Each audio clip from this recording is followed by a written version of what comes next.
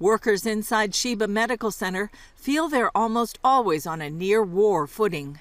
So October 7th, we got the word that something terrible was happening down around Gaza, and we started receiving the flow of patients in the afternoon and the evening into October 8th, which was the busiest day. More than 1,000 soldiers and civilians have been treated here, and Steve Walz tells CBN News cases include trauma, mental stress, bullet and shrapnel wounds.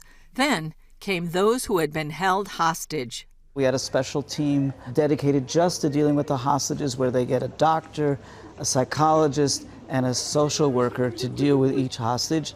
And so today we've dealt with 32 hostages and 1 dog. Sheba Medical Center is part of Tel HaShomer, the largest hospital in Israel. Since October 7th, they've treated some 70% of all the wounded soldiers. So we've been learning on the run, and all the doctors who've been dealing with the hostages and even the wounded soldiers have more or less have had to throw away the medical book. And we're rewriting it because from the soldiers' point of view, the doctors are seeing wounds we've never seen before, because every few years, unfortunately, the ammunition gets upgraded so it's more damaging to the body.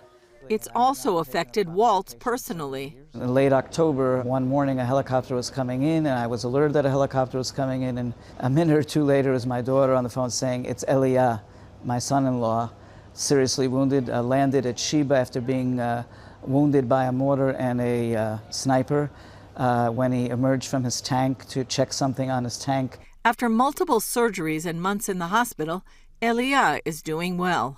He's a hero, and he got tremendous amount of TLC here, like every soldier does. It was traumatic for the entire family. Of course, my daughter, they were married for less than a year.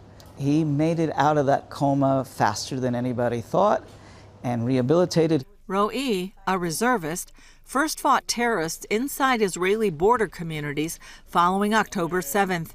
Then came the call to enter Gaza, where he was wounded, then brought to Sheba. Really, really amazing.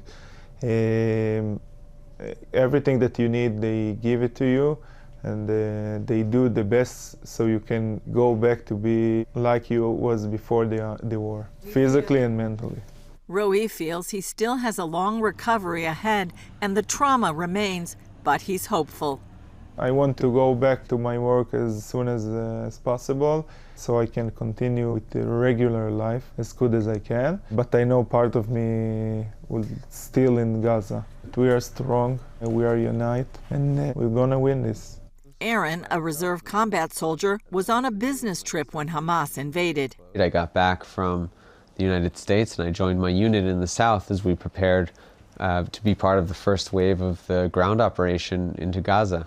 After weeks of training, they entered Gaza on foot, going house to house looking for tunnel entrances. From the second we got there, we were shot at constantly, so AK-47s, snipers, RPGs, anti-tank missiles, mortar shells. You get used to this cacophony of explosions around you, but you know, of course, that's tough. 15 days later, while passing a UN-operated school, his unit came under fire. So my commander stops and he says, "Let's ask permission to go into the house." And when he stopped to do that, there was a sniper behind the school that was waiting for that opportunity to shoot one of our officers. As Aaron ran back to save his commander, the sniper shot him in his leg, side, and back. It's incredible, it's miraculous. The fact that I get to keep my leg, that I'll make a full recovery, all of this is not taken for granted. He's been here about 4 months. The unique way that people come together here, the Arab Israelis and Jewish Israelis, you know, are united here in Sheba for one purpose, which is just to provide immaculate, incredible care. Walz calls Sheba a prime example of how Israelis work together. 25% of our staff are Israeli Arabs.